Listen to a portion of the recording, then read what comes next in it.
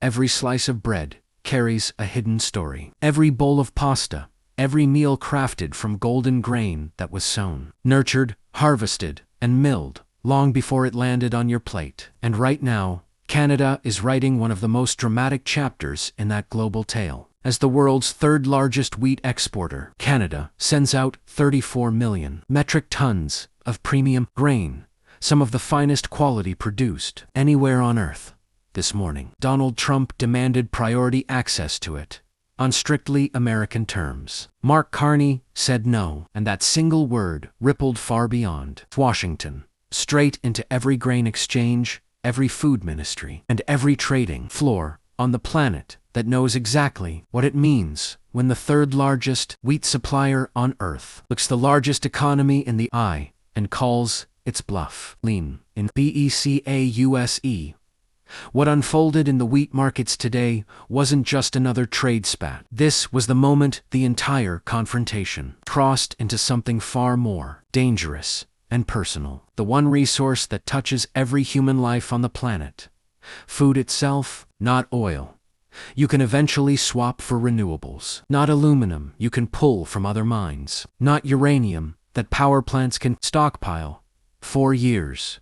No wheat. The grain that literally feeds billions. The foundation of food security for nations across every continent. This morning, Donald Trump reached for Canada's wheat, using the exact same playbook he's tried before. Canadian supply creates Canadian weakness. What Canada sells, America needs. Need equals leverage. Leverage equals surrender. That logic had already failed 6 times. It failed spectacularly again today. And the reason it keeps collapsing is simple. Mark Carney sees the real leverage far more clearly than the administration trying to wield it. Here's exactly what Washington demanded at 8:41 this morning. The U.S. Department of Agriculture and the Office of the U.S. Trade Representative dropped a joint document on Canada's desk. They called it an urgent requirement for guaranteed preferential American access to Canadian wheat exports, grain processing plants, and the entire agricultural logistics network. For explosive demands followed. First, American buyers get first right of refusal on every ton of Canadian wheat before any other country even gets a chance. That would push Middle Eastern, Asian, and African nations, countries that rely on Canadian grain to feed their people, straight to the back of the line. Second, Canada must scrap its own century-old grading and quality standards and adopt American-aligned rules instead. Third, a joint pricing mechanism that hands American officials real influence over what Canadian wheat actually costs. Fourth, open the doors to American investment in Canada's grain terminals, storage facilities, and processing infrastructure. Infrastructure that had never been up for negotiation. Read them back to back, and the pattern is unmistakable. Take a sovereign Canadian resource, lock an American priority, control the price, seize influence over the infrastructure, and slowly turn it into a U.S. strategic asset. They tried this template on oil, uranium, potash, natural gas, and electricity. This morning, they brought it to wheat and sent it to a prime minister who had already rejected every previous version with the same calm, steel-edged answer. But why does wheat feel so much more personal? Stick with me. This is where the stakes suddenly skyrocket. Oil is strategic. Uranium is military. Potash helps crops grow. Natural gas warms houses. All critical. But wheat goes from field to mill to bakery to your table in a brutally short chain. Disrupt it, and the consequences hit dinner tables within weeks.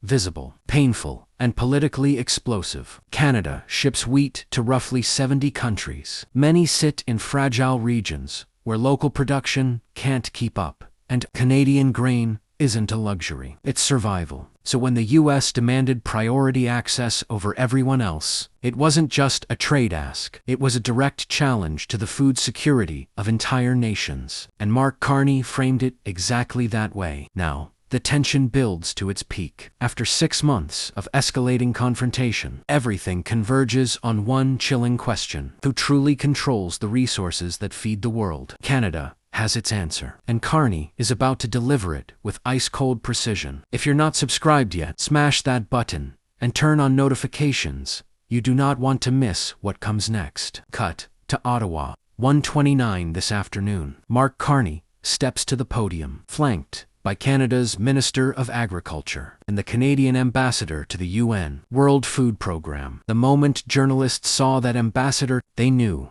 this wasn't going to be framed as a simple Canada-US dispute. This was about to become a global food security story. Carney didn't waste a second. Canada had reviewed the demand. Canada's answer: a flat, unequivocal, no. Then came the breakdown, delivered with the razor analysis we've come to expect. On the first demand, giving American buyers priority would force Canada to sideline food supply promises to vulnerable nations in North Africa, Sub-Saharan Africa, South and Southeast Asia, and the Middle East countries where Canadian wheat isn't optional, it's essential. Canada refuses to put American commercial interests ahead of those nations' survival. Not now, not ever. On the second, rewriting Canada's world-renowned grading standards to suit American preferences would destroy the very reputation that makes Canadian wheat so valuable to every buyer, including Americans. On the third, the joint pricing scheme was the same power grab attempted on oil, gas, and potash. Canada's resources are priced by markets, not by foreign authority. Full stop. On the fourth, handing operational access to Canada's grain terminals and processing facilities through trade pressure. Those are sovereign assets, serving Canadian farmers and global commitments, not bargaining chips. Then Carney dropped 3 decisive moves that turned refusal into a match. First, Canada formally submitted its wheat export commitment framework to the UN World Food Programme and the Food and Agriculture Organization, locking those humanitarian obligations into the international record as protected sovereign duties that override any single country demand. Second, Canada announced brand new 5-year wheat supply agreements with 7 nations across the Middle East, North Africa, and Sub-Saharan Africa. Deals finalized and revealed today precisely because of the US demand. These long-term contracts lock in stable supply for those countries and permanently shrink the share of Canadian wheat vulnerable to American pressure. Third, Canada immediately activated its full agricultural sovereignty framework. From now on, every export decision by the Canada Grain Commission must prioritize national interest, Canadian food security, and international humanitarian obligations above all else. The markets reacted instantly. Canadian wheat futures jumped as traders realized a solid floor had been placed under export volumes. Global wheat prices shifted as the world digested that a big chunk of Canadian supply was now off the spot market and committed elsewhere. Inside the U.S., agricultural senators started fielding urgent calls from worried grain buyers. The very demand meant to guarantee American access had instead tightened future supply and driven prices higher. Canada had flipped the script brilliantly. The World Food Programme welcomed the move. Governments reliant on Canadian wheat issued statements of gratitude by framing the refusal around protecting vulnerable populations. Canada made the American demand look exactly like what it was, an attempt to put U.S. commercial needs ahead of global food security. Now, 3 possible paths lie ahead, each more fascinating than the last. Scenario 1. International backlash and domestic pressure from American farmers force the administration to quietly drop the wheat demand. Within 30 days, Canada's new long-term deals and sovereignty framework become permanent fixtures. Scenario 2. Washington escalates with targeted tariffs on Canadian agriculture. Canada fires back with precision, counter tariffs on U.S. farm products from key political states. The resulting pain in American farm country becomes so intense that real flexibility appears within 60 days. Scenario 3.